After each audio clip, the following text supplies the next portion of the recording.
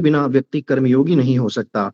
अब आज हम पढ़ेंगे 5वां अध्याय, जिसको लेकर अर्जुन के मन में एक प्रश्न आया और उसी से यह 5वां अध्याय शुरू हुआ। तो शुरुआत करते हैं आज का 5वां अध्याय। अर्जुन उवाचः संन्यासं कर्मणां कृष्णं पुनर्योगं च संशसि यच्छेह एतयोरेकं तन्मे ब्रूहि सुनिश्चितम्। यह 5वें अध्याय का पहला श्लोक है, जहां पर अर्जुन कृष्ण से प्रश्न पूछता है।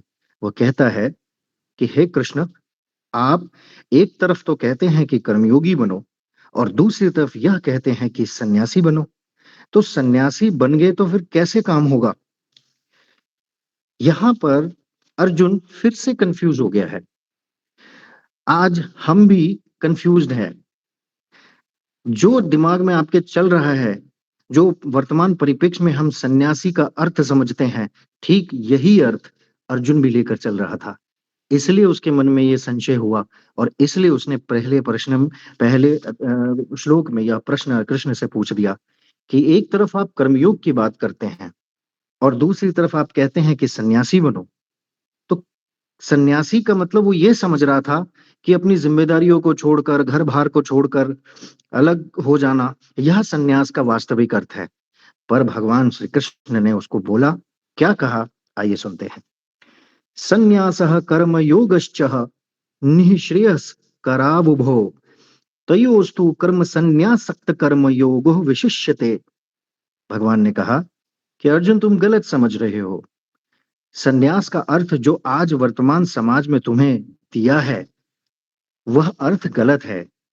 कर्म और संन्यास, ये दोनों ही व्यक्ति को कल्याण करने वाले हैं।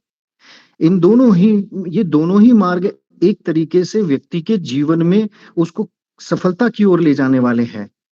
कर्म संन्यास के बिना कर्मयोगी कभी बना ही नहीं जा सकता। आगे भगवान ने उसे बताया कि सन्यासी कौन होता है। तो गीता के 5वें अध्याय के 3रे श्लोक में भगवान कहते हैं कि नित्य सन्न्यासी यो न द्वेष्टि नास्ति बाहु सुखं बंधात प्रमुच्यते। भगवान कहते हैं कि जो पुरुष कभी किसी से द्वेष नहीं करता, द्वेष का मतलब होता है जो पुरुष कभी किसी से ईर्ष्या नहीं करता, घृणा नहीं करता, नफरत नहीं करता, जो व्यक्ति किसी से किसी प्रकार की कोई आकांक्षा नहीं रखता, वह व्यक्ति सदा सन्यासी समझने योग्य है।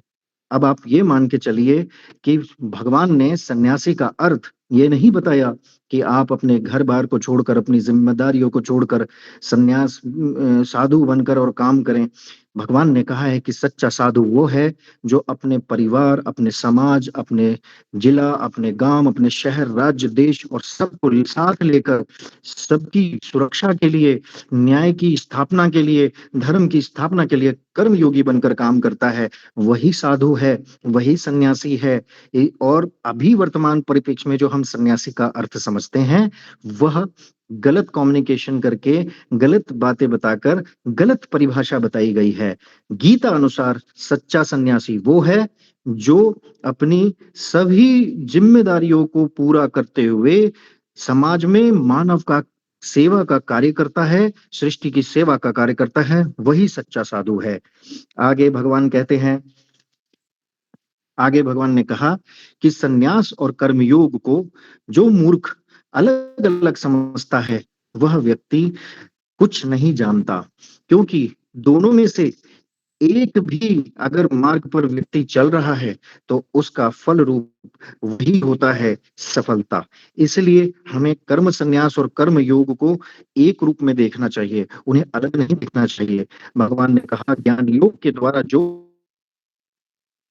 परम धाम प्राप्त किया जाता है, वही कर्म योग के द्वारा भी प्राप्त किया जाता है। इसलिए ज्ञान योग और कर्म योग भी एक ही है, उसे अलग नहीं समझना चाहिए। लेकिन कर्म योग के बिना संन्यास यानी कि कर्मयोग के बिना मन और इंद्रियों और शरीर के द्वारा होने वाले सभी कर्मों में हमारे कर्तापन का जो त्याग है वो होना बहुत कठिन है।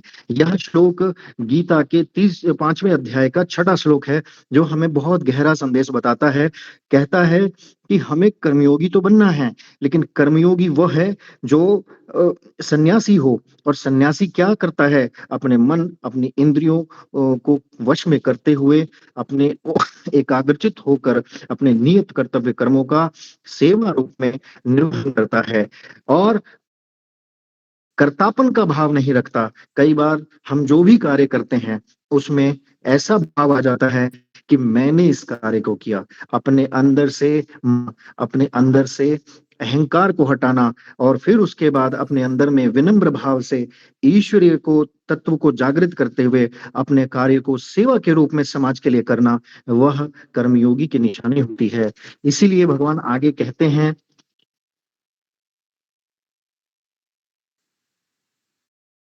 जिसका मन वश में होता है और जो जितेंद्रिय है, जिसने अपने अंदर अंतःकरण को, अपने मन को शुद्ध कर लिया है और जो सभी प्राणियों में परमात्मा को देखता है, ऐसा व्यक्ति सच्चा कर्मयोगी होता है और वही व्यक्ति कभी पाप से लिप्त नहीं होता। हमें कर्मयोगी के तत्व को इस बात के लिए समझना चाहिए कि कर्मयोगी का अर्थ है अपनी इंद्रियों पर काबू करना, अपने अपने अंतर मन को साफ रखना, किसी के लिए ना सोचना, किसी की निंदा ना करना, किसी के बारे में कुछ गलत बातें ना करना। क्यों? क्योंकि सभी प्राणियों में वह आत्मा परमात्मा ही है। इसलिए समस्त प्राणी को, समस्त प्राणियों में उस परमात्मा का ही अंश देखता है और समस्त प्राणियों के प्रति और सृष्टि के प्रति सेवा का भाव रखते हुए कर्म करता है। इसलिए भगवान ने कहा कि आप आगे बढ़ें और कर्मयोगी बने। तत्व को जानने वाला सांख्य योगी व्यक्ति होता है ज्ञानी व्यक्ति। ज्ञानी व्यक्ति क्या करता है? हर कार्य को मैं के भाव से हटाकर इंद्रियों द्वारा अपने आप होता हुआ देखता है। कर्मयोगी व्यक्ति हर समय देखता हुआ, सुनता हुआ, स्पर्श करता हुआ, भोजन करता हुआ, गमन करता हुआ, सोता हुआ, सांस लेता हुआ, त्यागता हुआ, ग्रहण करता हुआ, आंखें खोलता हुआ या मूंदता हुआ, सब इंद्रियां अपने अर्थों में बरत रही हैं। कर्मयोगी ऐसा समझकर अपने अंदर कर्तापन का भाव नहीं लाता। मैं कुछ नहीं करता, सब ईश्वर करता है। ईश्वर के सहारे से ही मैं निमित्त होकर सेवा का कार्य कर रहा हूँ, ऐसा भाव लेकर कर्मयोगी कार्य करता है। तो हमें भगवान कहते हैं कि जो पुरुष सब कर्मों को परमात्मा में अर्पण कर देता है, अपने अंदर किसी प्रकार का स्वार्थ नहीं रखता, अपने अंदर त्याग की भावना रखता है, वह पुरुष जल से कमल के पत्ते की भांति कभी पाप से लिप्त नहीं होता। भगवान ने आगे बताया कि कर्मयोगी ममत्व बुद्धि से रहित केवल इंद्रियां, मन, बुद्धि और शरीर के द्वारा भी आसक्ति को त्याग कर अंतःकरण की शुद्धि के लिए कर्म करता है। कर्मयोगी के दो फल होते हैं। एक तो वो समाज में सेवा रूपी कार्य करके आत्म संतुष्टि प्राप्त करता है और साथ साथ मन को वश में करके अपने मन के अंदर की बुराइयों को भी दूर करता हुआ अपने अंतःकरण की शुद्धि के लिए भी कर्म करता है। इसलिए कर्मयोगी कर्मों के फल का त्याग करके भगवत प्राप्ति रूप शांति को प्राप्त होता है। लेकिन व्यक्ति अपने अंदर फल की इच्छा को रखते हुए कर्म करता है या अपने अंदर स्वार्थ को लेकर कर्म करता है, वह सदैव दुखी रहता है और सदैव असंतुष्ट रहता है, क्योंकि स्वार्थी व्यक्ति का कभी स्वार्थ पूरा नहीं हो सकता।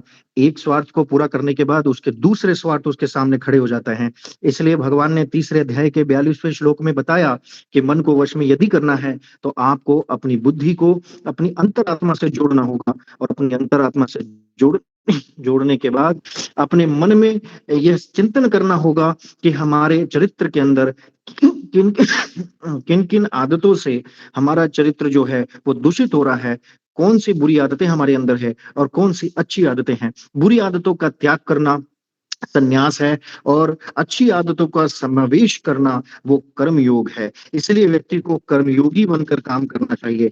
अंतःकरण जिसके वश में है, जिसने अपने अंतःकरण को वश कर लिया है, जिसने ज्ञान की प्राप्ति कर ली है, जिसने अपने अंदर के सारे संशयों को खत्म कर दिया है, वह व्यक्ति परमात्मा के स्वरूप में हमेशा स्थित रहता है।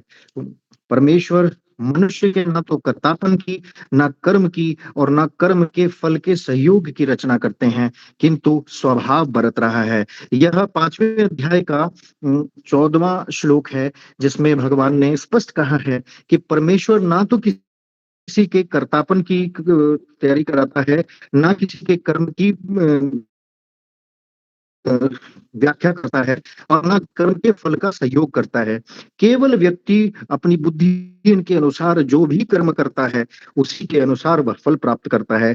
भगवान सिर्फ हमें फल देने का अधिकारी है और हम कर्म करने के अधिकारी हैं। इसलिए हमें निश्चय ये करना है कि मायावी दुनिया में दोनों प्रकार की स्थितियां हैं, ये सच्चाई और अच्छाई, और हम सदा से सुनते आए हैं कि सच्चाई की हमेशा जीत होती है और बुराई की हमेशा हार होती है। तो हमें अपनी बुद्धि से यह निर्णय करना है कि हमें सच्चाई के मार्ग पर चलकर अपने जीवन को आगे बढ़ाना है या फिर हमें बुराई के मार्ग पर चलकर अपने जीवन को आगे बढ़ाना है।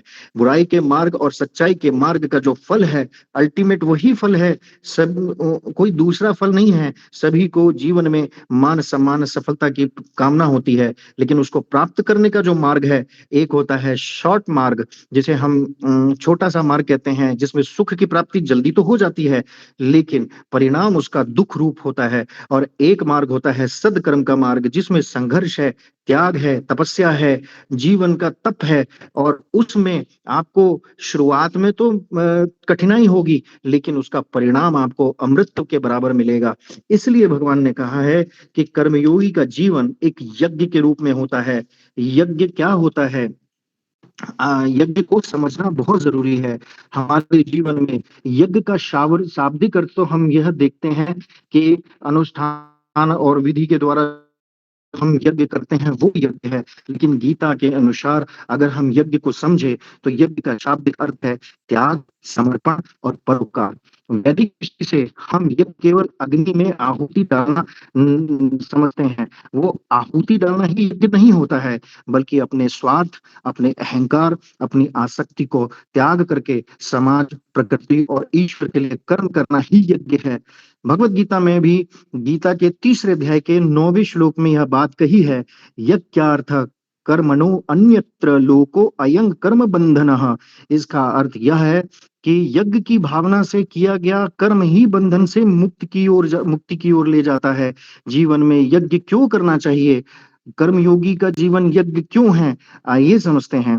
भगवान ने कहा कि जब व्यक्ति अहंकार को खत्म कर लेता है, कर्तव्य बोध व्यक्ति को प्राप्त हो जाता है और समाज में वह संतुलन करके अपने कर्मयोग का आचरण करता है, आंतरिक शुद्धि करता है, आध्यात्मिक उन्नति करता है, वही व्यक्ति जीवन में यज्ञ का भौतिक यज्ञ कर रहा है। इसी को कर्मयोगी का यज्ञ कहते हैं। नोट कीजिए, हमें जीवन में नित्य रूप से 5 यज्ञों का ज़रूर करना चाहिए, तब हमारे जीवन के चरित्र में कुछ बदलाव ज़रूर महसूस होगा। आइए, जो हमारे शास्त्रों में और आज मैंने जो हमारे जिलाधिकारी के द्वारा जो हमने सुना, उसको मैं बताना चाहूँगा। हमारे जीवन में 5 यज्ञ नियमित रूप से होने चाहिए। सबसे पहले नोट कीजिए, पहला यज्ञ हमें करना है कर्मयोगी बनने के लिए, ब्रह्म यज्ञ। ब्रह्म यज्ञ का मतलब होता है आप स्वाध्याय करें, मतलब अच्छे जो भी आपको शास्त्र पसंद है, जैसे मुझे गीता पसंद है, तो मैं गीता का अध्ययन करता हूँ। उसी प्रकार से आप भी गीता, रामायण, उपनिषद, वेद जो आप पढ़ना चाहते हैं, उसका स्वाध्याय करें, सत्संग करें, अच्छे लोगों के बीच में बैठें, अच्छे विचारों को आपस में बाँटें।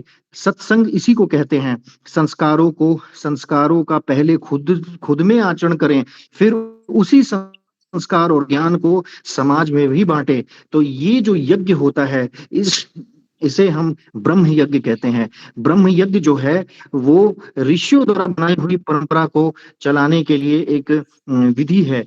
अब यह यज्ञ जो है आपको ऋषियों के प्रति कृतज्ञता का भाव देता है। इसके बाद दूसरा जो यज्ञ है वो है देव यज्ञ। तो करने के लिए आपको क्या करना है? आधुनिक रूप से जो आज की दृष्टि में हम कर सकते हैं, देव यज्ञ क्या होता है? देव यज्ञ होता है ईमानदारी से कर्म करना और प्रकृति की संरक्षण करना और जीवन को अनुशासन में लेकर चलना। यानी कि जैसे कि शास्त्रों में बताए गए हैं कि ब्रह्म मुहूर्त से पहले उठना और उसके बाद प्रकृति में जैसे सूर्य, कुछ लोग सूर्य उपासना करते हैं, अपने कुल देवी देवताओं की पूजा करते हैं, तो वो नित्य क्रम में पूजा का समय 5 मिनट देना, इसे ही देव यज्ञ कहते हैं। यह जो यज्ञ है, ये आपको प्रकृति और दिव्य शक्तियों से जोड़ता है, इसलिए हमें देव यज्ञ भी करना चाहिए।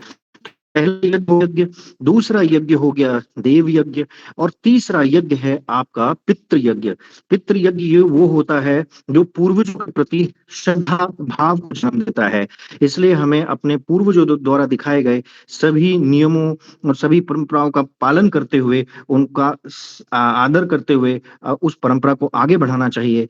जैसे इसको हम आधुनिक रूप में कैसे कर सकते हैं? जैसे माता-पिता की सेवा करना, कुल परंपरा और संस्कारों की रक्षा करना, परिवार की ज़िम्मेदारी को निभाना, इसे हम पितृ यज्ञ कहते हैं।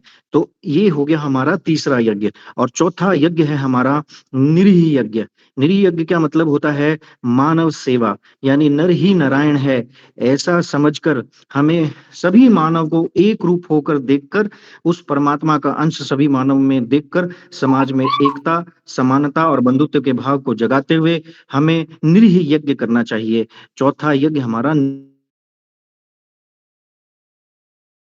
5वां यज्ञ है, वो यज्ञ है हमारा भू भूत यज्ञ। भूत यज्ञ में हम यह आ जाते हैं हमारे पशु, पक्षी, वृक्ष और समेत हमारे पांचों भूत पृथ्वी, जल, अग्नि, वायु, आकाश, इनके लिए हमें यज्ञ करना। इनके यज्ञ कैसे कर सकते हैं कर्मयोगी बनकर? जैसे पर्यावरण का संरक्षण, पशु पक्षियों को भोजन देना, वृक्ष को लगाना, वृक्ष जल और अन्न का अपव्यय रोकना। तो ये जो प्रकार का यज्ञ है ये हो गया भूत यज्ञ।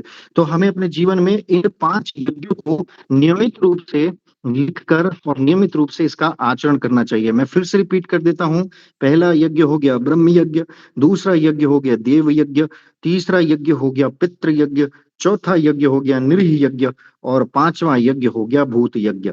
तो इस प्रकार कर्मयोगी का जीवन इन यज्ञों से, एक प्रकार का यज्ञ से जुड़ा हुआ होता है, उसका पूरा जीवन ही यज्ञ है।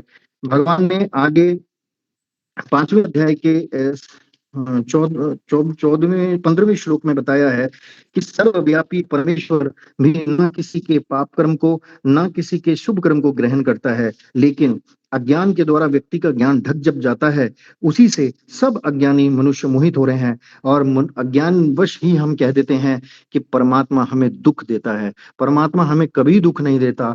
हमें चिंतन इस बात का करना चाहिए कि कहीं न कहीं हमारे ही कर्म कोई होंगे जिसका फल हमें दुख रूप के रूप में प्राप्त हो रहा है। परमात्मा ना किसी को सुख देता है, परमात्मा ना किसी को दुख देता है, परमात्मा सिर्फ कर्मों का फल देता है। इसलिए हमारा ध्यान अपने कर्मों के प्रति होना चाहिए कि हम अपने कर्मों से किसी को ठेस ना पहुँचाएँ, हम अपने कर्मों से किसी को दुख ना पहुँचाएँ, किसी को परेशान ना करें, समाज में प्रकृति के विरुद्ध कोई आचरण ना करें, प्रकृति से कोई छेड़छाड़ ना करें। क्योंकि अगर हम अधर्म के रास्ते पर चलेंगे और हम प्रकृति और मानवता के खिलाफ में काम करेंगे, तो उसका रिज़ल्ट भी हमें दुःख के रूप में ही मिलेगा। आगे भगवान कहते हैं 16वें श्लोक में कि जिनका अज्ञान परमात्मा के तत्व ज्ञान के द्वारा नष्ट हो जाता है, वह ज्ञान सूर्य की तरह पूरे शरीर को प्रकाशित कर उस व्यक्ति का कर्म भी समाज को भी प्रकाशित करता है। जिसका मन हमेशा परमात्मा में लगा रहता है, जिसकी बुद्धि हमेशा परमात्मा में लगी रहती है, वह सच्चिदानंद परमात्मा में ही जिनकी निरंतर एक ही भाव से स्थिति रहती है, ऐसे पुरुष ज्ञान के द्वारा पाप रहित होकर पुनरावृत्ति को अर्थात परम गति को प्राप्त होते हैं। इसके बाद भगवान आगे कहते हैं 17वें श्लोक में कि वे ज्ञानी जन जो हैं सभी क्षेत्रों में समदर्शी हो जाते हैं। उन्हें फिर सभी लोग उनके कर्मों से प्रेरणा लेते हैं और जीवन में आचरण करते हैं। जिनका मन समभाव में स्थित है, उनके द्वारा इस जीवित अवस्था में ही सारा संसार जीत लिया गया है, क्योंकि सच्चिदानंद घन परमात्मा निर्दोष और सम है। सच्चिदानंद, सच्चिदानंद परमात्मा जो है वो कहाँ है? वो आपके हृदय के अंदर है। सत, सत का मतलब होता है सत्य चित्त आनंद। सत्य मतलब सत्य यानी परमात्मा का रूप। चित्त मतलब आपके मन के अंदर, आपकी आत्मा में। चित्त आपके आत्मा में आनंद के रूप में जब अनुभूति होती है, वही सच्चिदानंद है और वही परमात्मा है। तो अपने परमात्मा को अपने हृदय में देखते हुए वह आपको सारथी बनकर राह दिखाने के लिए प्रतीक्षा कर रहा है। उसे पहचानें और उसे पकड़ें और उसके साथ अपने जीवन को आगे बढ़ाएं। फिर देखें कि जीवन में किस प्रकार परमात्मा आपको आपके सारे परेशानियों से आगे ले जाकर आपको सफलता की ओर लाता है। यह एक स्पेशल अनुभव, एक अनुभव होगा जो आप लोग इस यात्रा के बाद जब आचरण करेंगे और जीवन में अनुभव करेंगे तो शेयर भी करेंगे।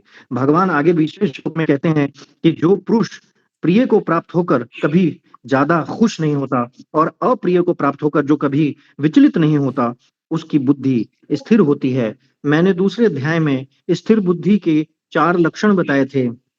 जो लोग नए जुड़े हैं वो समझ लें कि हमें अपनी बुद्धि को स्थिर करने के लिए क्या-क्या करना चाहिए। सबसे पहली बात, हमें अपनी बुद्धि को स्थिर करने के लिए अपने मन के अंदर उत्पन्न होने वाली सभी कामनाओं का त्याग करना चाहिए। त्याग कैसे करेंगे? त्याग करेंगे हम अपने बुद्धि को आत्मा से जोड़कर, अपने मन में उत्पन्न होने वाली सभी कामनाओं को बलपूर्वक मार कर ही हम उसको त्याग के रूप में लेकर आएँगे। क्योंकि जब तक हमारे मन के अंदर जो ये कामनाएँ हैं, ये शांत नहीं होंगी, तब तक हमारी बुद्धि स्थिर नहीं हो सकती और हम अपने नियत कर्तव्य कर्मों में निष्ठा और एकाग्रता से ध्यान नहीं लगा सकते।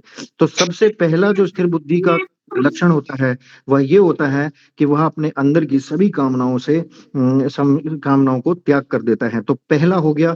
दूसरा ये होता है कि स्थिर बुद्धि व्यक्ति जो होता है वो दुख की प्राप्ति में कभी भी परेशान नहीं होता और सुख की प्राप्ति में कभी भी वो अहंकार नहीं करता। ये सुख और दुख स्थिर बुद्धि के लिए ऐसा होता है जैसे महाराज कि बिजली सवाल रात और जवाब दिन। मिलेंगे नहीं मिल पाएंगे। हेलो, माइक माइक बंद कर लें, माइक बंद कर लें, सब कोई अपना माइक बंद कर लें, माइक बंद कर लें, स्वामी जी की बात सुने। तो ये जो स्थिर बुद्धि का मैं कोई बता कोई रहा था कि कुछ पहला सवाल है हमारे, हम लास्ट में कहेंगे। उस सवालों का जवाब मिल पाएंगे नहीं मिल पाएंगे?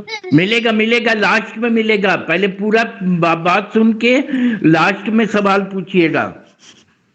कोई नहीं साहब, लास्ट में जवाब मिल जाए बस, हाँ वही हाँ, वही इसी के लिए लास्ट में सुन रहे अभी हैं अभी बस। अपना माइक म्यूट कर लें। फिलहाल नहीं चाह रहे जवाब, लास्ट में हाँ मिल जाए जवाब में। हाँ, माइक म्यूट कर लें, ओके ओके। माइक बंद कर लें, माइक बंद करें, सब कोई अपना माइक बंद करें, डिस्टर्ब हो रहा है। तो इसके हाँ, तो तो मैं आपको बता रहा था कि स्थिर बुद्धि के क्या लक्षण हैं। पहला लक्षण तो ये है कि हमें अपने अंदर की कामनाओं को हटाना होगा। दूसरा लक्षण ये है कि हमें दुख की प्राप्ति होने पर विचलित नहीं होना है और सुख की प्राप्ति होने पर हमें कभी ज़िंदगी में अहंकार नहीं करना है। जो दुख और सुख है, ये हमें मौसम की तरह समझना चाहिए। ये ठीक दिन और रात की तरह है। दिन के बाद जिस प्रकार से रात होती है और रात के बाद सवेरा होता है, उसी प्रकार से हमारे जीवन में आज अगर कोई दुख है, तो वो हमारे ही कर्मों का कोई फल है। उसे हमें सहना होगा और हमें ये विश्वास करना होगा कि आने वाला समय हमें सुख भी देगा। इसी उम्मीद के साथ हमें अपने बुद्धि को स्थिर करना होगा। स्थिर बुद्धि का जो चौथा लक्षण ये होता है कि वह अपने मन को वश में करता है, अपने इंद्रियों को वश में करता है और इस प्रकार से वह अपनी इंद्रियों पर और मन पर काबू करते हुए अपने कर्मों को सेवा भाव के रूप में करता है। तो इस प्रकार भगवान ने बोला कि जिस व्यक्ति की बुद्धि स्थिर होती है, जिसने अपने अंदर के सारे डाउट्स और संदेहों को खत्म कर दिया है, वही परमात्मा के तत्व को समझ पाता है और वही उस रास्ते पर चल है। भगवान आगे कहते हैं, जो ये इंद्रियां और विषयों के संयोग उत्पन्न होने वाले हैं, ये सारे तो भोग हैं। वे विषयी पुरुष को मतलब लुभाते हैं। यानी कि जितनी भी विषय वस्तु हमारे आस है, वो हमारे इंद्रियों के माध्यम से हमारी बुद्धि को मोहित करते हैं, लेकिन हमें उस मोह में नहीं पड़ना है, क्योंकि जैसे ही हम उस मोह में पड़ते हैं, तो हमारा अपना ध्यान जो है, हमारे कर्मों से हट जाता है और जब हमारा कर्म से ध्यान हटता है, तभी हमारे जीवन में समस्याएँ होने लगती हैं। भगवान कहते हैं कि जो साधक इस मनुष्य शरीर में शरीर का नाश होने से पहले-पहले कामों को और क्रोध को सहन करने वाला हो जाता है, वह व्यक्ति योगी कहलाता है। तो हमारे अंदर यदि कामना है और बार-बार कामनाएँ आती हैं, एक कामना को पूरा करने के बाद दूसरी कामनाएँ आती हैं, तो हमें उस पर नियंत्रण करना चाहिए और कामनाओं के नियंत्रण से ही क्रोध नियंत्रण होगा, क्योंकि दूसरे अध्याय के 62 और 63 श्लोक में भगवान ने बताया है कि यदि व्यक्ति कामना करेगा और कामना करके उस कामना की पूर्ति करने के लिए कर्म करेगा और अगर उसके कर्मों में कोई कमी रह गई और कामना पूरी नहीं हुई, तो उसके अंदर क्रोध पैदा होगा और व्यक्ति के अंदर जब क्रोध पैदा होगा, तो उसकी ज्ञान शक्ति खत्म होगी, उसे सही और गलत में फ़र्क नहीं समझ में आएगा और वो अपराध कर जाएगा। इसलिए यदि हमें अपराध से बचना है, इसलिए यदि हमें गलत रास्तों से बचना है, गलत संगत से बचना है, तो हमें अपने अंदर की कामनाओं को खत्म करना होगा। कामना से क्रोध खत्म होगा और भगवान आगे कहते हैं कि जो पुरुष अपने अंतरात्मा में सुख प्राप्त करता है, आत्मा में ही रमण करता है, आत्मा में ही संतुष्ट रहता है, वह व्यक्ति ब्रह्म को प्राप्त होता है। हमें हमेशा यह सोचना चाहिए कि सारा जो हमें जीवन में जो कुछ भी प्राप्त हो रहा है, वह हमें हमारे कर्मों का फल ही मिल रहा है और वह फल देने वाला हमारे अंतरात्मा में बैठा हुआ वो परमात्मा ही है।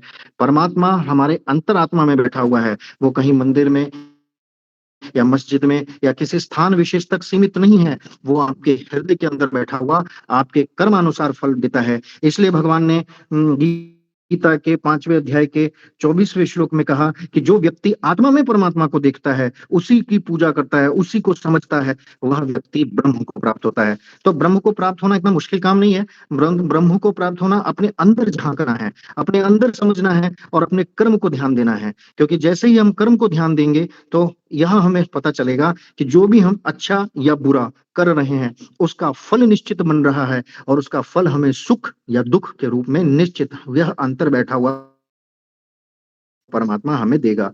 जिनके सब पाप नष्ट हो गए हैं, जिनके सब संशय ज्ञान के द्वारा खत्म हो चुके हैं, वह व्यक्ति हमेशा दूसरों की सेवा में लगा रहता हुआ आगे बढ़ता है और अपने मन के अंदर जितनी भी बुरे भाव हैं, उसको निकालता हुआ वह सिर्फ निश्चल भाव से सेवा कार्य को करता रहता है। वह व्यक्ति ब्रह्म को प्राप्त होता है। भगवान ने कहा आगे 5वें अध्याय के 26वें श्लोक में कि काम क्रोध से जीता हुआ व्यक्ति परम परमात्मा का साक्षात्कार किए हुए ज्ञानी पुरुष हो जाता है और उसके लिए सब ओर से शांत ब्रह्म परमात्मा परिपूर्ण है। यानी कि जिस व्यक्ति ने अपने अंदर की कामनाओं को खत्म कर दिया, क्रोध उसने कंट्रोल कर लिया, क्रोध को वश में कर लिया और अपने इंद्रियों को जीत लिया, वह व्यक्ति ही परमात्मा का साक्षात्कार अपनी अंतर आत्मा में कर पाता है। वही ब्रह्म को देखना है, वही ब्रह्म ज्ञान है। बाहर के विषयों को हटाकर बिना उसकी चिंता किए बाहर ही निकालकर अपने ध्यान को बीच में रखकर प्रतिदिन यह ध्यान करे कि हमारे चरित्र में कौन सी ऐसी कमियां हैं जिसे हमें दूर करने की आवश्यकता है और कौन सी ऐसी अच्छाइयां हैं जिन्हें हमें अपने जीवन में लाने की आवश्यकता है। तो इसके लिए वह स्वाध्याय करे, उस स्वाध्याय का अभ्यास करे और उससे जो ज्ञान प्राप्त होता है, उससे अपने अंदर की बुराइयों को खत्म करने का प्रयास करें। यही जीवन है, यही यज्ञ है और कर्मयोगी को सबसे पहले खुद को तैयार करना होता है, फिर वह समाज के लिए तैयार होता है। भगवान ने आगे बोला है कि मेरा भक्त मुझको सब प्रकार से तपों को भोगने वाला, संपूर्ण लोगों के ईश्वर का भी ईश्वर तथा संपूर्ण भूत प्राणियों का सुहृद अर्थात स्वार्थ रहित दयालु और ऐसा तत्व से जानकर शांति को प्राप्त होता है। हमें अगर परमात्मा को समझना है तो परमात्मा क्या है? परमात्मा एक चेतना है, परमात्मा एक विचार है, परमात्मा एक ज्ञान स्वरूप है जो आपके अंतर में आते हैं, प्रकट होते हैं और आपको बुद्धि देते हैं कि समाज में बढ़ रही बुराई को खत्म करने के लिए या अपने अंदर की बुराई को खत्म करने के लिए आपको क्या प्रयास करना चाहिए। जब व्यक्ति को सही और गलत में फर्क करना समझ में आ जाए, जब व्यक्ति को क्या सही है, कौन सा सही रास्ता है, कौन सा गलत रास्ता है, इसकी समझ पैदा हो जाए, वही परमात्मा का वास्तविक ज्ञान है। परमात्मा आपको आंतरिक रूप से इसके लिए प्रेरित करता है। बाह्य दृष्टिकोण से सारे विषय वस्तु आपके मन और आपकी बुद्धि को मोहित करने की कोशिश करते हैं और व्यक्ति को सुख प्राप्त करना होता है। इसलिए व्यक्ति आज के समाज में शॉर्ट रास्तों से सुख की प्राप्ति करना चाहता है और कठिन मार्गों से चलकर वो अपने आप को दुखी महसूस करता है। इसलिए व्यक्ति को मन से सबल होना है, मन से मजबूत होना है, संकल्पित होना है और अपने जीवन को यह बताना है कि मुझे भगवान ने जो जीवन दिया इस सृष्टि की सेवा करने के लिए दिया है, मानव की सेवा करने के लिए दिया है, तो मैं अपना सारा जीवन मानव सेवा और सृष्टि की सेवा में लगाऊं। यही परमात्मा की सच्ची पूजा है, यही परमात्मा की सच्ची भक्ति है और यही जीवन का यज्ञ है। इसी के साथ यह 5वां अध्याय यहीं पर खत्म होता है। ओम तत्सदिति श्रीमद् भगवद गीता सुपनिषस्तु ब्रह्म विद्यायां योग शास्त्रे श्री कृष्ण अर्जुन संवादे कर्म संन्यास योग नाम पंचमो अध्यायः संपूर्णम। हरि ओम तत्सत, हरि ओम तत्सत, हरि ओम तत्सत। बहुत अच्छा, बहुत अच्छा। आज तो आपने एकदम सबके दिमाग में एक ऐसा मंत्र भर दिया, मैं कौन हूँ, मैं कहाँ से आया हूँ, मेरे जीवन का उद्देश्य क्या है, मुझे जीवन के उद्देश्य की प्राप्ति के लिए क्या करना है, क्या रास्ता अपनाना है, मुझे जाना कहाँ है। पहला अध्याय बताया विषाद योग्य, हम कहाँ खड़े हैं। दूसरा अध्याय में आपने बताया जो व्यक्ति मन के अनुसार चलता है वह कमजोर होता है, जो उसे वश में करता है वह कर्मयोगी होता है। तीसरा अध्याय में बताया आपने सैनिक का काम युद्ध करना ही है, प्रशासनिक अधिकारी का काम सज्जन की रक्षा करना और अपराधी को सजा देना है। इसलिए अपराधी को सजा देने में हमें संकोच नहीं करना चाहिए। शिक्षक लोगों का काम संस्कार देना है, संस्कार पूर्ण शिक्षा देना है। चौथे अध्याय में बताया हमें सन्यासी बनना है।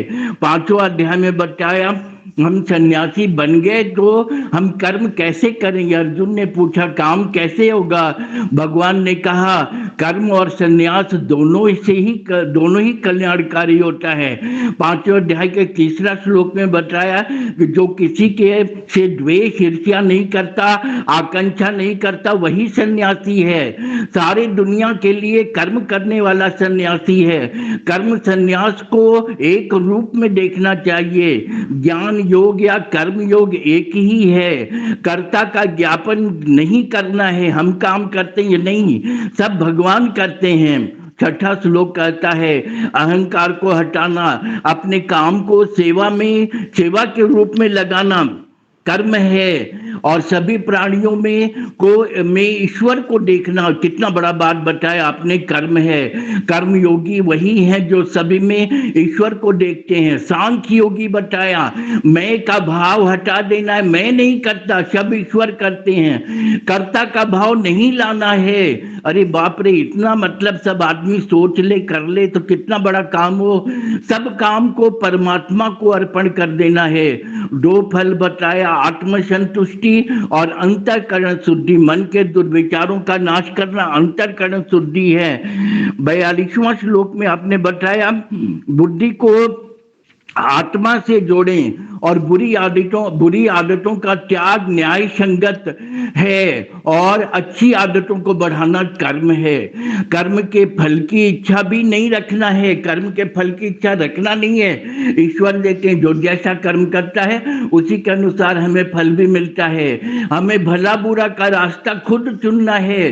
सच्चे रास्ते में कठिनाई आती है, बहुत लोग बाधा देते हैं, अज्ञानी लोग रास्ते में बाधा डालते ही रहते हैं। उन्हें मरने समय तक पता नहीं चलता, दुर्योधन को पता नहीं चला कि भगवान कृष्ण ही उनके साथ हैं, पर वो भगवान का ही बुराई करता रहा, पर बाद में उसका अच्छा फल मिलता है, जो सब कष्ट भोग करके भी आगे बढ़ते हैं। 9वें श्लोक में लिखा कि यज्ञ की भावना से कर्म करना ही है। और 5 बात बताया आपने, ब्रह्म योग, देव योग, पितृ योग, निरीह मानव सेवा, निरीह यज्ञ मानव सेवा करना और भूत यज्ञ पशु पक्षी वृक्ष की सेवा करना। 15वां श्लोक में आपने बताया अज्ञानवश हम परमात्मा को दोष देते हैं, कहते हैं कि भगवान हमको दुख देते हैं। नहीं, अपने कर्म का फल ही हमको मिलता है। अच्छा करेंगे तो भगवान अच्छा देंगे। 16वां में आपने बताया सच्चिदानंद में केवल भगवान में ही लगा रहता है, उन्हें ईश्वर की प्राप्ति होती है। समभाव में दुख से दुखी नहीं होना है और सुख से सुखी नहीं होना है और सभी कामनाओं को बलपूर्वक वश में करना है। दुख और सुख मौसम की तरह समझना है। इंद्रियों को मन में इंद्रियों को बच करके मन पे काबू रखना है। काम क्रोध मद लोभ अहंकार सबको जो दूर कर देता वह योगी होता है। 62 और 63 श्लोक में आपने बताया कामना नहीं पूरी होने पर क्रोध आता है और क्रोध से अपराध होता है। जो आत्मा में संतुष्ट रहता है वह योगी है। 24वें श्लोक में बताया जो आत्मा में परमात्मा को देखता है वह ब्रह्म को प्राप्त करता है। 24वें श्लोक में आपने बताया काम क्रोध रहित ज्ञानी पुरुष ब्रह्म प्राप्त करता है। खुद को तैयार करके बाद में दूसरे के लिए वो सेवा कर पाता है। पहले हमको अपने को शुद्ध करना है और मन से मजबूत और सफल होना है। स्वामी जी आपने हम लोग का जीवन धन्य कर दिया। आज का 5वां अध्याय सुन के हम लोग धन्य हो गए। 4थे अध्याय के समय में नैनीताल में मेरी तबीयत कुछ खराब हो गई थी, मैं पूरा बढ़िया से सुन नहीं पाया था। आज के आपके प्रवचन से हम लोगों का जीवन धन्य हो गया। भगवान आपको लंबी उम्र दे। भगवान से आपके आशीर्वाद का हम लोग आकांक्षा रखते हैं। जिनको जो प्रश्न पूछना है पूछें। बीच में कुछ लोग प्रश्न पूछना चाह रहे थे, अपना प्रश्न पूछें। जिनको जो पूछना है पूछे। प्रश्न पूछना हाँ पूछिए, हाँ पूछिए। आपने ये कहा था सर हमें प्रश्न नहीं पूछना है सर। हाँ अच्छा, एक का प्रश्न पूछ रहे हैं नागेश झा जी, तो पहले उनको प्रश्न पूछ लेने दीजिए, उसके बाद नागेश झा जी आप बोलिएगा। हाँ जिनको प्रश्न पूछ रहे थे पूछिए। ये कहा था सब भगवान करते हैं। हाँ सब भगवान करते हैं। मैं तो जाट जाति से हूँ, जाट को देवता बोला जाता है। जी देवता का हमको किसी भी कैटेगरी नहीं गिने जाते हम लोग। अपन लोग जो है ये आपने ये बोला था सब भगवान करते हैं। ये छोटे छोटे बच्चियों के साथ रेप हो रहा है, उनको भगवान लगता है क्या? ये बताओ मेरे को। स्वामी जी छोटे छोटे भाई नाबालिग बच्चियों के साथ रेप होता है, उनका भगवान करते का? तो आपने ये कहा था, आपका जवाब सवाल था ये सब कुछ करते भगवान करते हैं। पहले तो आप नोटपैड है आपके पास? प्लीज। तो नोटपैड है तो नोट कर लीजिए। मैंने ये बात नहीं कही है कि भगवान करते हैं, ठीक है? नहीं आपको सुनने में आपने ये शायद कहा, जो आपके बात रिपीट कर रहे थे जो व्यक्ति। सर प्लीज आपने कहा जो आपके, मैं आपको प्रवचन सारी बात सुनी और उनको बाद उन्होंने बोला था सब कुछ भगवान करते हैं। मैंने सब भगवान करते हैं। मैं छोटी छोटी बच्चियों का, हमारे छोटे छोटे बच्चों के साथ ये हो रहा है कि भगवान लिखते हैं क्या उनके सामने? ऐसा है, मैं आपको फिर बोल रहा हूँ, आप दोबारा से रिकॉर्डिंग सुनिएगा। मैंने ये नहीं बोला है कि सब कुछ भगवान करते हैं। मैंने ये कहा है कि भगवान फल देते हैं, कर्म हम करते हैं। हमारा अधिकार कर्म करने का है और भगवान का अधिकार फल देना है। इसे लिख लीजिए, क्योंकि फिर आगे चल के ना ये कंफ्यूजन हो जाएगा। और आप सुन रहे हैं तो उनको भी ये बात स्पष्ट कर लेनी चाहिए कि भगवान कुछ नहीं करता। मैंने अभी एक श्लोक भी बोला था कि ना तो भगवान किसी के कर्तापन की, ना किसी के कर्म के सही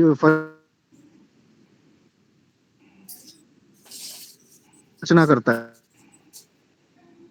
आपके रास्ते आपको दो बताए रखे हैं, सदमार्ग और ये दुरा मार्ग जो होता है, जो गलत मार्ग होता है। आपको सुख प्राप्त करने के लिए, अल्टीमेट जो आपको लक्ष्य प्राप्त करना है, उसको प्राप्त करने के लिए आपको कौन सा मार्ग चुनना है, किस मार्ग पर चलना है, इसकी बुद्धि आपको दे रखी है। जब आप बुद्धि से निर्णय करके सदमार्ग पर चलते हो, यानी कि कर्म करते हो, तो फल आपको भगवान देगा। यदि आप बुरे मार्ग पर चलते हो तो फल आपको भगवान देगा। बस भगवान फल का देने का अधिकारी है, वो करता कुछ नहीं है, वो आपको सिर्फ फल देता है। अब इसे आप एक बार स्पष्ट कर लीजिएगा और सभी लोग यहाँ पे जो सुन रहे हैं वह भी स्पष्ट रूप से नहीं, कर्म फल कर्म। सर प्लीज मेरा क्वेश्चन फॉलो कर्म फल की वजह से नहीं था मेरा। ये था कि जो आपके बात रिपीट कर रहे थे, ये आदमी जो है ना, आदमी गलत रास्ता चुन लेता है। भगवान ने कहा कि अपने गलत भावनाओं को वश में कर लो। भगवान ने कहा कि बुरे कर्म मत करो। दुर्योधन देखिए भगवान के साथ रह के भी और गलत काम किया तो गलत, ये भगवान नहीं करता है। भगवान उस बुरे आदमी को सजा देता है। तो बुरा करने वाला बुरा आदमी होता है। तो भगवान ने अपने मन को वश में करने की बात कही है। ये नहीं कि गलत काम करना भगवान ही करता है। आपके भगवान नहीं करते वो काम, सब काम। आप बताइए अगर कोई दूसरा प्रश्न है आपका, यानी कि प्रभु जी दूसरा प्रश्न, उन्होंने जो सवाल किए तो अच्छे थे। आपने जो रिपीटेशन में कहा था सब भगवान करते हैं, भगवान इसके लिए मैंने बोला था, वो और कोई सवाल नहीं था मेरा। हाँ अच्छा, भगवान सब काम बने, भगवान करते हैं। आपने ये कहा था, रिकॉर्डिंग भी की है मैंने आपकी। आपको तो पर्सनली नंबर दे दो मुझे, आपका नंबर भेज दूं वो। और नहीं भगवान बुरे कर्म का बुरा सजा और अच्छे कर्म का सजा अच्छा सजा देते हैं। और आप अपनी बात को सुधार लीजिए, अपने बात को सुधार लीजिए। भगवान मन को वश में करने के लिए बोलते हैं। बुरे बातों से अपने को बचाना ही योगी का काम है। और बुरा करने वाला दुष्ट होता है। जैसे दुर्योधन जिंदगी भर दुशासन, दुर्योधन जिंदगी भर करते, वो भगवान ने नहीं किया, वो उसके पूरे कर्म किया। ये बात ये आपने गलत उसका ये बात मैं आपकी नहीं कर रहा हूँ। बस ठीक है, तब बस आगे बढ़िए। और कोई दूसरा नहीं, आप गलत अर्थ लगा लिया। अच्छा, दूसरा कोई बोले, और कोई प्रश्न, और कोई प्रश्न?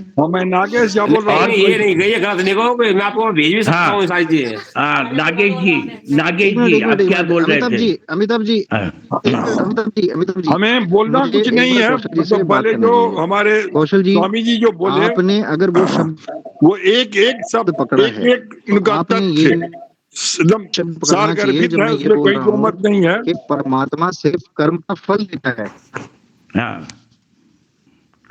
लो कौशल जी, आपको ये बात पकड़ना चाहिए कि आपको मैंने ये भी बोला है कि परमात्मा कर्म के फल की वो करता है, अधिकारी वही है कि फल देता है। वो हमारा काम करने का अधिकार है। तो कर्म क्या कर रहे हैं क्या नहीं कर रहे हैं हमारा अधिकार है। अगर आपने उस बात को नोट कर लिया है कि आप उसको रिकॉर्डिंग कर रहे हैं, तो उसको आप हटा दीजिए। आप इसको रखिए कि परमात्मा नहीं करता, फल देता है। बिल्कुल मैं आपकी इस बात को मिथ्या नहीं कर रहा हूँ, मैं आपकी इस बात को मिथ्या नहीं कर रहा हूँ बिल्कुल भी। बस अन्य कोई प्रश्न है आपका तो आप पूछ सकते हैं, अन्यथा औरों को मौका दे दीजिए कि वो भी प्रश्न कर सके। बिल्कुल, तो मेरे को प्रश्न था, एक ही प्रश्न था, मैंने आपसे कर दिया। जिनसे किया था उन्होंने संतोषपूर्ण जवाब दिया। तो मैं नागेश आपने नहीं कहा, वो किसी अन्य व्यक्ति ने बोला था।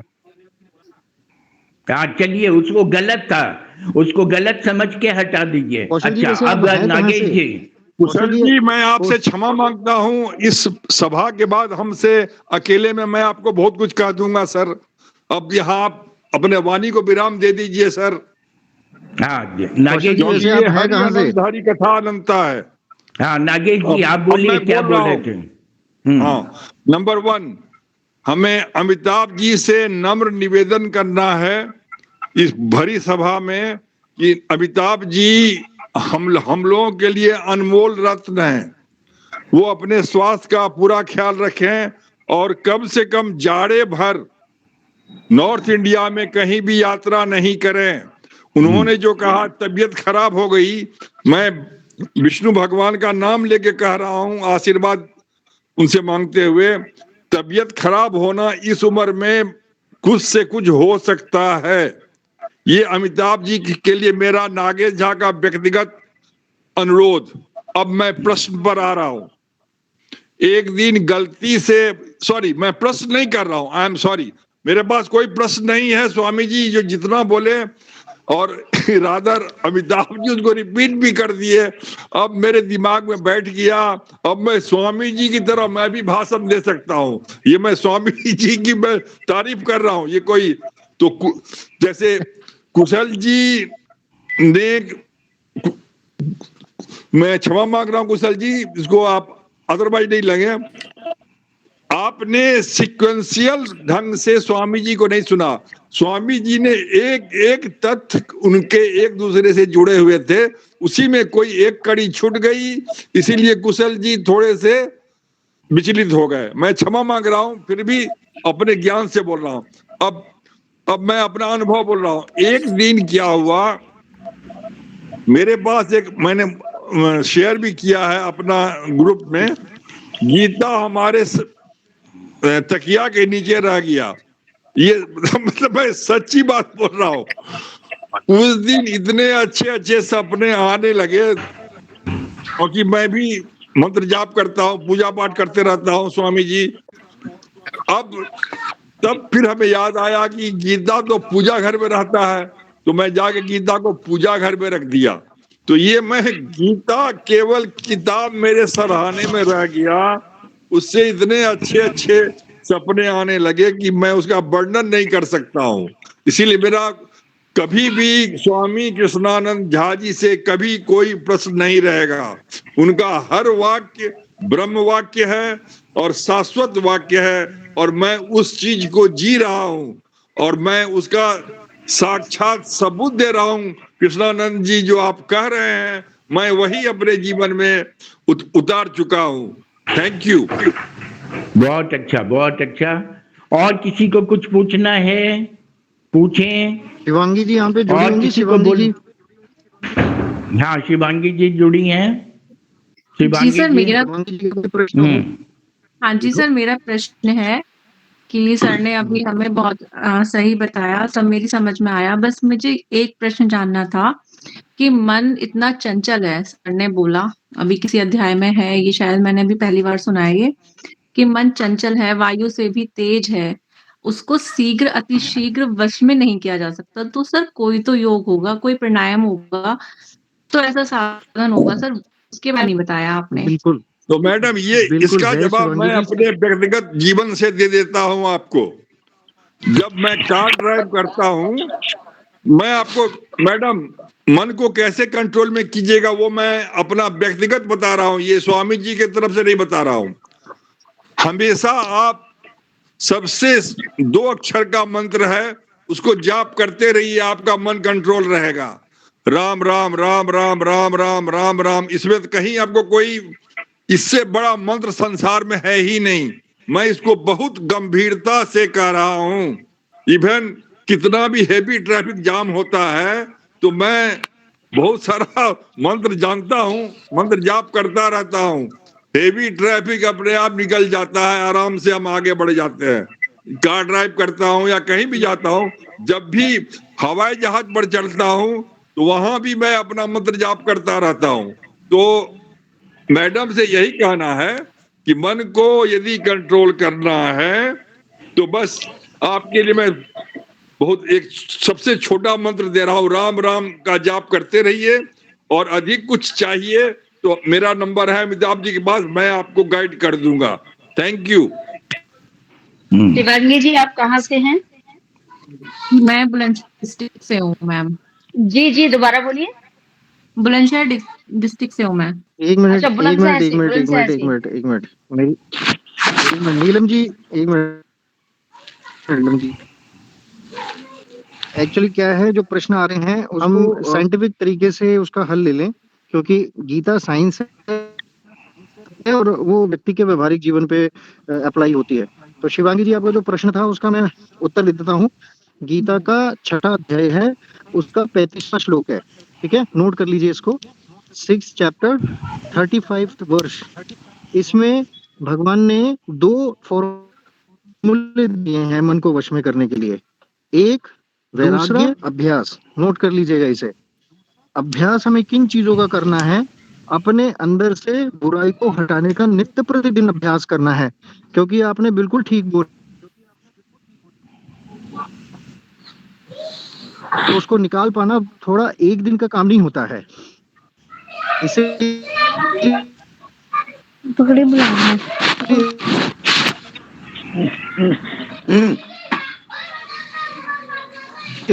हमें पूरे दृढ़ता के साथ, पूरे योग के साथ वैराग्य अपने आप आ जाएगा। जैसे मैं इसको एक एग्जांपल से समझाता हूँ।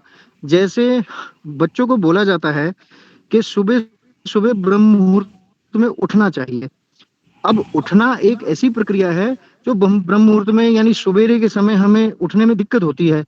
तो पहले दिन व्यक्ति कठिनाई करेगा, उसका मन नहीं मानेगा और मन इतना हावी होगा उसके कि वो फिर वह राजा तो वो सोएगा ये कहते हुए कि 5 मिनट में उठूंगा, ऐसा विचार करते करते वो सो जाएगा। लेकिन जब वह पूरा मनोयोग से उठेगा और उठने के बाद धरती पर पैर रखेगा और बाहर जाएगा, बाहर जाते ही उसकी नींद अपने आप धीरे धीरे उसके ऊपर हावी जरूर होगा, लेकिन धीरे मन में स्थिरता है और जो है वैराग्य हो जाएगी। वैराग्य का मतलब होता है डिटैचमेंट, हमारे अंदर से वो चीजें पूर्ण रूप से हट जाए। इसीलिए आपको 2 फॉर्मूले बता रहा हूँ मन को वश में करने के लिए, सभी के लिए हैं, अभ्यास और वैराग्य। इसके लिए मैंने स्कूलों में भी हर जगह पे आप सबको बोला हुआ है कि 5 मिनट का चिंतन जरूर करें और अपने अंदर बुराइयों को नोट करें और अच्छाइयों को नोट करें। अच्छाइयों को डेवलप करने के लिए आपको स्वाध्याय करना चाहिए, शास्त्रों का स्वाध्याय करना चाहिए और बुराइयों को हटाने के लिए आपको नित्य प्रतिदिन उसका अभ्यास करना चाहिए। अभ्यास से रिजल्ट वैराग्य आता है। बहुत अच्छा, बहुत अच्छा, बहुत अच्छा। आपको प्रश्न का उत्तर स्वामी मिल जी, मैं जाएगा। भी थोड़ा सा कुछ बोलना चाहती हूँ इस विषय पे, मन के लिए, मन के विषय पे थोड़ा सा बोलिए। है समय थोड़ा सा? नीलम जी अगर नीलम जी जी मन के विषय पर, मन बहुत ही गहरा विषय है और हमारे जीवन का सबसे बड़ा जो भटकाने वाला जो वो है वो यही मन है। तो मन में जो गीता द्वारा शाश्वत बात बताई गई है वैराग्य और अभ्यास, हमें इस पर केंद्रित रहने दीजिए। जब तक हम इसको सही रूप से नहीं समझेंगे, जब तक हम इसके ऊपर आचरण नहीं करेंगे, तब तक हमारा जीवन जो है सदकर्म के मार्ग पर नहीं चल सकता। इसलिए जी, मैं शिवांगी इसी जी का विषय पे, प्रश्न सिर्फ उनका ही नहीं हाँ, है, मैं इसी विषय पे बता रही हूँ, ये बस सिर्फ ये मैं इसी विषय पे अपना पर्सनल अनुभव में बता रही हूँ आपको कि जैसे ना मैं बिल्कुल मतलब मैं सात्विक भोजन करती थी। उसके बाद मैं शादी के बाद मेरा क्या हुआ, यहाँ पे प्याज लहसुन वगैरह सब खाया जाता था, तो मैंने प्याज लहसुन खाना शुरू कर दिया। फिर मैंने पता है कार्तिक के महीने में नहीं खाती थी, नहीं आती थी, नहीं कोई खाता था। सावन के महीने में नहीं, माघ के महीने में नहीं, नवरात्रि में नहीं। अब मैं छोड़ती थी, पकड़ती थी तो पकड़ने में बड़ी दिक्कत आती थी। मैंने अब इतना दृढ़ निश्चय कर लिया, मैं कहीं भी जाती हूँ मैं बिल्कुल नहीं खाती भोजन। मैं दावत में भी जाती हूँ तो मूँग की दाल और मूँग की दाल का चीला ले लेती हूँ। मुझे कोई प्रॉब्लम नहीं होती। मैं कोई भी चीज़ फ्रूट्स खा के पेट भर लेती हूँ, पर मैं नहीं खाती भोजन। मन को नियंत्रण करने का अपने अंदर ही शक्ति जागृत होती है। अपने अंदर अगर शक्ति है, संकल्प है, तो हम कुछ भी किसी पे भी हम जीत हासिल कर सकते हैं, किसी पर बहुत भी। अच्छा, बहुत अच्छा। यही तो तो स्वामी जी सबसे पहले सिखा अपना रहे हैं कि मन को नियंत्रण में रखिए। ये नहीं, थोड़ी ना संकल्प जैसे होता है दृढ़ क्वेश्चन। निश्चय, जिसको बोलते हैं हम दृढ़ निश्चय, कि हमने ये कह दिया कि हमें यहाँ कदम नहीं रखना, इसके घर तो नहीं रखना है, किसी भी कीमत में नहीं रखना है। वो वाला दृढ़ निश्चय होना चाहिए कि हमें ये चीज तमोगुण भोजन हमें नहीं करना है, तामसिक भोजन नहीं ग्रहण करना है, तो नहीं करना है, किसी कीमत पर नहीं करना है। क्योंकि एक बार कर लो, नहीं करना है तो नहीं करना है। हम एक दिन खाने से कोई हमें कुछ चेंज थोड़ी आ जाएगा, या हमें कुछ अच्छी प्रोटीन या कुछ विटामिन थोड़ी ना मिल जाएंगी। हमको बहुत नहीं अच्छा, करना तो नहीं करना है। बिल्कुल। यही तो सिखाया गया कि वश में करिए। अब कोई गलत काम कर रहा है उसको करें क्यों, भगवान और कर रहे आपको हैं, मैं ये एक बात गलत और बात। गुरुजी बताऊं कि मैं जो है मैंने 5 साल के लिए बाहर की नमकीन, बिस्किट, भोजन, दावत सब छोड़ दिया था। ये कैसे नहीं हो सकता मन कंट्रोल में? आदमी से बाहर, मतलब मनुष्य से बाहर मैंने ये सब कुछ देख नीलम लिया, जी कर भी लिया, प्रैक्टिकली कर लिया। कुछ भी नहीं है मनुष्य से बाहर। नीलम जी और प्रश्न ले लेते हैं, और प्रश्न ले लेते हैं क्योंकि प्रश्नों के लिए वो हाथ खड़े हो रहे हैं। और हाँ बहुत किसी जी, को हाँ कोई बढ़िया। जी। प्रश्न करना है तो कर सकते हैं। हाँ, दिवाकर जी आप बोल रहे थे, पूछिए। दिवाकर जी, आपने हैंड रेज किया है। दिवाकर जी, जोशी जी, गलती से जोशी कराया जी। साहब, गलती से अच्छा करा बहुत था। अच्छा, मैं हाँ रास्ते में जोशी। हूँ। हाँ, हाँ स्वामी जी ने बहुत अच्छा बताया। स्वामी जी से मेरा एक प्रश्न ये है कि दोबारा बता दें स्वामी जी, सन्यासी है कौन? जैसे ये हम देखते हैं कि कुंभ मेले में या मंदिरों में ये सन्यासी दिखाई देते हैं जिन्होंने मतलब जिंदगी के सब कामों से एक मुक्ति ले ली। क्या ये भी सन्यासी हैं? या जैसे भगवान श्री कृष्ण ने कहा कि जो व्यक्ति बिना किसी अनुराग के, द्वेष के अपना कर्म करता है वो हो सन्यासी है। क्या इस पे कुछ प्रकाश डालना चाहेंगे? सन्यासी कौन है स्वामी जी? बिल्कुल बिल्कुल, सन्यासी आवाज वो आ रही? है जिसने अपने नींद को त्याग। आवाज आ रही है मेरी? हाँ सर, हाँ आ रही है, आवाज आ रही है। आवाज आ रही है आपको? हाँ, तो मैं ये कह रहा था कि सन्यासी वो है जिसने अपने नींद को अपने कर्म में त्याग दिया, मतलब जिसने अपने अंदर की सारी बुराइयों को त्याग दिया, वो सन्यासी। अच्छा, ठीक है सर, स्वामी जी बहुत बहुत सही, अच्छा आपने ज्ञान दिया गीता का, बहुत अपने बहुत अंदर आभारी की हैं सारी आपके। कमियों को दूर कर लिया, वो सन्यासी है। वेशभूषा से या स्वरूप से सन्यासी नहीं होता। हाँ, बहुत बढ़िया, बहुत बढ़िया, बहुत बढ़िया, बहुत बढ़िया, बहुत बढ़िया, बहुत बढ़िया। धन्यवाद, धन्यवाद। प्रसाद साहब आपको कुछ पूछना है? प्रसाद साहब, अखौरी प्रसाद साहब। देखिए, बहुत इतनी गंभीर बातों को सुनने के बाद अपना प्रश्न अपने भीतर से ही उसका जवाब मिलने लगता है। बिल्कुल बिल्कुल। मन तो चंचल है, लेकिन अगर आप अपने भीतर की बुराइयों को निकालना चाहते हैं, नहीं निकलता है, तो क्षण भर के लिए वो मन है आपके ऊपर हावी हो जाता है, लेकिन फिर अंदर से जो शक्ति आती है वो आपको बताती है कि आपने इसका अभ्यास नहीं किया है, आपने अभी भी वह कमी रह गई है, तो उसको हटाने की भी शक्ति आती है। लेकिन ये आना जाना क्रम जो है ये चलता रहता है, और ये आने जाने का क्रम चलता रहता है, और ईश्वर की कृपा होगी तो एक दिन आप बिल्कुल जिसको स्वामी जी कहते हैं कि वैराग्य की स्थिति आ जाएगी, ना आपको दुख होगा, ना आपको बहुत खुशी होगी, बराबर हो जाएंगे, और वह स्थिति आपको ब्रह्म की ओर ले जाएगी। तो यही मैं समझता हूँ, मन है, man is human is to be human is to be error, तो error इज ह्यूमन।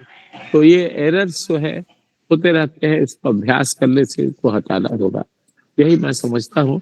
और हर रोज इसका अनुभव होता है हमारी कर्मियों का, और हर रोज उस कमियों को, बुराइयों को निकालने का, ऐसा उमेश जी ने कहा कि साधु स्वामी जो हैं, अब जानते हैं कि हम लोगों का पूर्वाग्रह ऐसा है, कुछ लोगों के व्यवहार से, ऐसे व्यवहार जो स्वामी और साधुओं के हैं, उसके तरह से हमारी सोच बदल गई है।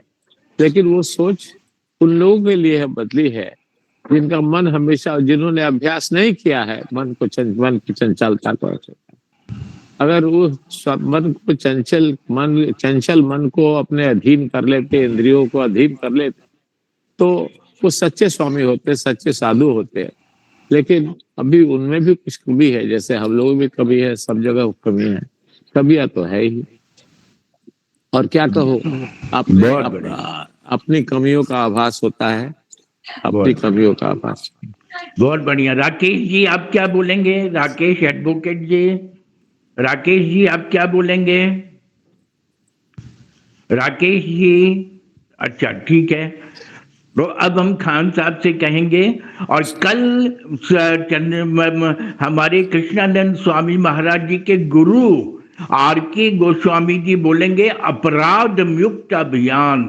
देखिए बहुत बड़ा कदम उठा रहे हैं हम लोग, पूजा पाठ के रास्ते में जाके हमारे गुरुदेव ने सलाह दी है, और उन्होंने कल 7 बजे से अपना समय दिया है, बहुमूल्य समय। बहुत बड़े पदाधिकारी भी हैं और सभी लोगों को सर्टिफिकेट भी मिलेगा, ये हमारे उन्होंने कहा है। तो हाँ, दिवाकर पांडे जी आपने हैंड रेज किया है। दिवाकर पांडे जी आप हाँ क्या बोलना साहब चाहते हैं? मैं बोलना चाहता हूँ, ये अब मैं आज ही जुड़ा हूँ, लेकिन इतना अच्छा प्लेटफॉर्म है, मुझे ये मिल नहीं पाया, आज ही मिला लिंक। तो मैं इसको कहाँ से मैं इसको ऑनलाइन आ सकता हूँ कल अगर आना चाहूँ तो? अच्छा देखिए, मैंने आपको हमने जो अपना जो लिंक भेजा है, हमने जो फोटो भेजा उसमें मेरा दोनों नंबर है। उस नंबर पे आप हमको फॉल्स लिंक माने व्हाट्सएप डाल दीजिए, हम आपको हमेशा लिंक भेजेंगे। या आपने मेरा नंबर लिख लीजिए, मैं नंबर 790, हाँ लिखिए 790 790 359 359 5877। 5877। मैं रिपीट करता हूँ, 795 790 790 जी 59 790 हो गया। अमिताभ जी 359 हाँ 5877। जी ओके ओके ओके ओके, हाँ हाँ ठीक, धन्यवाद। अच्छा हाँ। और कल सभी को मैं ये हाँ जी सभी को मैं ये बात बोलना चाहूंगा, जितने भी सभी इस ग्रुप में भी जुड़े हुए हैं, कल जो अपराध मुक्त समाज निर्माण अभियान पे जो एक वेबिनार किया जाना है, उसमें गुरुजी एक तरीके से समीक्षात्मक दृष्टिकोण से ही आ रहे हैं, और वह ये जरूर देखेंगे जो गीता अध्ययन चल रहा है उसमें हमने कितनी चीजों को आत्मसात किया। तो तीन चीजों को स्पष्टता रूप से कि धर्म एक ही है, जिसका अर्थ है न्याय। न्याय की विधि व्यवस्था स्थापना ही धर्म की स्थापना है, और उसका आधार ही रहेगा अपराध मुक्त समाज निर्माण। और अपराध मुक्त समाज निर्माण के लिए हमें समाज के अंदर श्रेष्ठ नेतृत्व निर्माण की आवश्यकता है, जो गीता के न्याय सिद्धांत के आधार पर सज्जनों की रक्षा हेतु और दुर्जनों के विनाश हेतु कार्य करे। तो ऐसा हमें प्रतिनिधि समाज में तैयार करना है, और ऐसी व्यवस्था, चाहे वो प्रशासन व्यवस्था हो, चाहे वो अन्य कोई व्यवस्था हो, जो समाज में न्याय की व्यवस्था को स्थापना करने के लिए निष्काम कर्म करे, कर्मयोगी की तरह, तो वो ही अपराध मुक्त समाज निर्माण का मूल आधार होगा। अब उसका है मानव संसाधन विकास अभियान। हमें अच्छे मानवों का निर्माण करना है, तो ये सारी कर्मयोगी मानव का निर्माण करना जो है ये मूल रहेंगी। तो आप सब क्योंकि पहले से प्रिपेयर होके जाएं, तो गुरु जी को अच्छा भी बहुत अच्छा, थोड़ा बहुत अच्छा, बहुत अच्छा। और आप भी रहेंगे, आपका भी फोटो बाद में डाल दिया हम लोगों ने। तो हम लोग आप दोनों महापुरुष की बात सुनेंगे। चंद्रेश्वर खान साहब की अमृतवाणी से हम आज का ये क्लोज करेंगे, और फिर उसके बाद फिर कल भी मिलेंगे। खान साहब आप अपनी अमृतवाणी बोल दीजिए, आज का कैसा रहा और लोगों में क्या रिएक्शन रहा। एक आदमी रिएक्शन हुए और उन्होंने अच्छी बात को दूसरे रास्ते में ले जाने का उनके दिमाग में आया, लेकिन ठीक है, उनको स्वामी जी ने बहुत अच्छा जवाब भी दे दिया। खान साहब की अमृतवाणी। हाँ बहुत बहुत धन्यवाद। अमृत कलश से एक बूंद ले रहा हूँ। अमृत तो स्वामी जी ने वर्षा कर दी है। सर्वप्रथम स्वामी जी को प्रणाम। और बार बार मेरे मन में आया कि जिन चीजों के तरफ बड़े ही मनोयोग से, कर्मयोग से चीजों को स्वामी जी ने रखा, आपने देखा होगा कि जब स्वामी जी बोलते हैं तो बोलते हैं, जब सुनते हैं तो सुनते हैं। बोलने में भी स्वर, सुनने में भी स्वर, दोनों ईश्वर। ये जो स्वर है जब चल रहा है और स्वर जब आ रहा है, तो इसका अद्भुत समागम जो हम लोगों को प्राप्त होता है, तो ये प्रतिफल है। और अपराध के संबंध में मैं बात करना चाहूंगा कि मुझे लगता है कि अखौरी साहब हैं।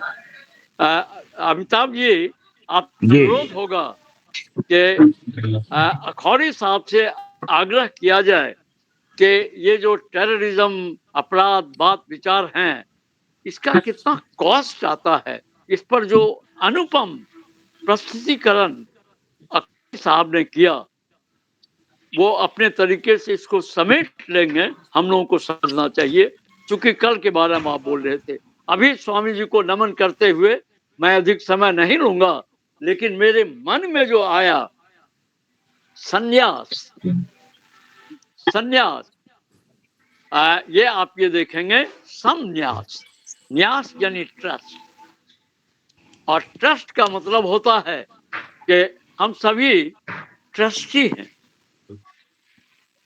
ट्रस्टी यदि अपने आप को समझ लेंगे तो लोगों का न सिर्फ ट्रस्ट प्राप्त होगा, हम उसके संरक्षण करने वाले। तो मैं जो समरूप से संरक्षण करता है, स्वामी जी ने बहुत बढ़िया, मेरे मन में ये भाव आ रहे थे, न्यास इज ट्रस्ट। तो मैं जो ये बोला जाता है, तो गीता में क्या क्या है, ऐसे मर्मज्ञ, युवा मर्मज्ञ, युवा ऋषि जब आ जाते हैं तो बहुत कुछ हो जाता है। मैं अमिताभ जी को धन्यवाद देते हुए ये कहना चाहूंगा कि एक शब्द को बार बार मैं टेलीमार्किंग कर रहा था, अंतःकरण या अंतरात्मा। आज के अध्याय में 15 बार आया वो शब्द, 15 या 16 बार। तो अंतःकरण में जो स्वामी कृष्णानंद जी ने कहा है, कृष्ण और आनंद को हम बैठा लें, और जब नंद आ जाते हैं, नंद आ जाते हैं तो कृष्ण आ जाते हैं और समय कृष्णमय हो जाता है। आपने जो हम सबों को ये आनंद दिया, ये प्रेम दिया, और सबों को जो एक संतोष और एक न्यास दिया, उसके लिए बहुत बहुत धन्यवाद, आभार और कोटि सा प्रणाम। एक युवा ऋषि को हम लोगों को सुनने का मौका प्राप्त है, और बड़ा सुखद क्षण है कि ये आश्रम है जहाँ गुरु भी हैं, ऋषि भी हैं। कल इनके भी गुरु और हम लोगों के गुरु इतने युवा सन्यासी, जो सन्यासी हैं लेकिन गृहस्थ हैं। तो मैं अधिक नहीं बोलते हुए, कि मैं इस चीज को एक व्रत रखता हूँ कि जब सुनना है तो सुनना है, और कुछ यदि आया कि बोलना है तो बानी बोलिए, पानी पीजिए छान के, और बोली बोलिए जान के। बहुत बहुत धन्यवाद, आभार, धन्यवाद और प्रणाम, बहुत बहुत प्रणाम। आपको जो अखौरी साहब यहाँ हैं, अमिताभ जी, जो मौका लगा है, समाज को जो आप दिलवा रहे हैं, जो अखौरी साहब कर रहे हैं, कई नई नई चीजों को ला रहे हैं, और युवा ऋषि हमारे बीच में हैं, यह हम सबों का परम सौभाग्य है, जो हमें कर्म संन्यास और कर्म योग की तरफ ले जाता है। आभार और प्रणाम, धन्यवाद। ठीक है, कल हम लोग 7 बजे आ जाएंगे। कल 8 बजे से नहीं है, कल 7 बजे से है। और कृष्णानंद जी स्वामी जी के माने गुरुदेव स्वामी R.K. गोस्वामी जी कल आएंगे। तो कल आप सब लोगों का स्वागत है, और जो हमें व्हाट्सएप कर देंगे सबको मैं लिंक पर्सनली भी भेज दूंगा। कल सवेरे से सबको लिंक भेज देंगे, इसलिए कल भी आए। कल का दिन भी बहुत इम्पोर्टेंट है। अपराध मुक्त अभियान एक सन्यासी की पुकार है, इसमें हम लोग जरूर शामिल होंगे और अच्छे विचारों के साथ आएंगे। अच्छे विचारों को बुरे विचारों में बदलने का प्रयास मत करिएगा और उसे हमेशा अच्छाई निकालने का प्रयास कीजिएगा। सद्भावना के साथ सभी बुजुर्गों को प्रणाम और स्वामी जी को चरण स्पर्श। हम लोग कल फिर मिलते सभी हैं। को जय श्री कृष्ण, जय श्री जल्दी, जय श्री कृष्ण, जय जय श्री कृष्णा, जय जय श्री कृष्णा। कृष्णा, जय श्री जय श्री कृष्ण गुरु साहब जी। चलते लेकिन चलते स्वामी एक बार साहब नंबर और शांतियाँ बोल बहुत दीजिएगा। हाँ? जय श्री कृष्ण, Yes. चलते चलते एक बार नंबर और बोल दीजिएगा। लिख लीजिए 790 790 359 हाँ जी 359 750 359 790 हाँ जी 790 हो गया। 359 हाँ जी 359 5877। ठीक है साहब, मैं इस पे आपको व्हाट्सअप लिखता हूँ। ठीक है साहब। हाँ बस मैं तुरंत आप लोग को कल अभी लिंक भेज देंगे। जी जी, बहुत बहुत धन्यवाद। और अभी सबको रिकॉर्डिंग भी मिल जाएगा, आज का रिकॉर्डिंग भी मिल जाएगा, आज जो बात हुआ उसके रिकॉर्डिंग भी मिल जाएगा। हमारे विनय शुक्ला जी रिकॉर्डिंग करते हैं। Thank you. और विनय शुक्ला जी भी ट्रस्टी हैं। हाँ ट्रस्टी हैं। निष्काम। निष्काम। हाँ और जोशी साहब यहाँ हैं उनके गुरु। हाँ, बहुत बढ़िया। देखिए श्रृंखला। सब भगवान का दया है। पता नहीं कहाँ से भगवान ऐसा हम लोगों को वेबिनार का रुख बदल रहे हैं। लोगों के विचार भी बदलेंगे। अभी तो पुरानी भावना जो बचपन से है वो उभर के आती है, उससे कुछ कुछ विवाद और वो होता रहेगा। बाद में विवाद भी नहीं होगा। नहीं कोई बात नहीं है। हम लोगों का संवाद है, तो विवाद भी यदि होगा तो संवाद के माध्यम से वैसे विवादों का लोग गलत अर्थ लगा लेते हैं। लोगों पे दूसरे पे अपनी गलती का इल्जाम फेंक देते हैं। चिंतित नहीं होइएगा। ना चिंतित नहीं हो रहे हैं। करवा रहे हैं, भगवान करवा रहे हैं और सब अब अच्छा होगा। क्योंकि वो यदि संशय नहीं आएगा तो संशय आत्मा का उनकी वो जो अंदर में जो क्योंकि जिस तरह का विचार, जिस तरह की बातें हो रही हैं तो उसमें बुरे विचार आने का रास्ता ही नहीं है। लेकिन बुरा विचार आ जाता है और अपनी गलती का आभास होने पर दूसरों पे डालने का भी प्रयास होता है। तो ये सब चीज धीरे धीरे बंद हो जाएगा। तो कल हम लोग फिर मिलेंगे। जोशी साहब इसके विद्वान है, अमिताभ जी। हाँ, टॉक्सिक जो है अंदर में जो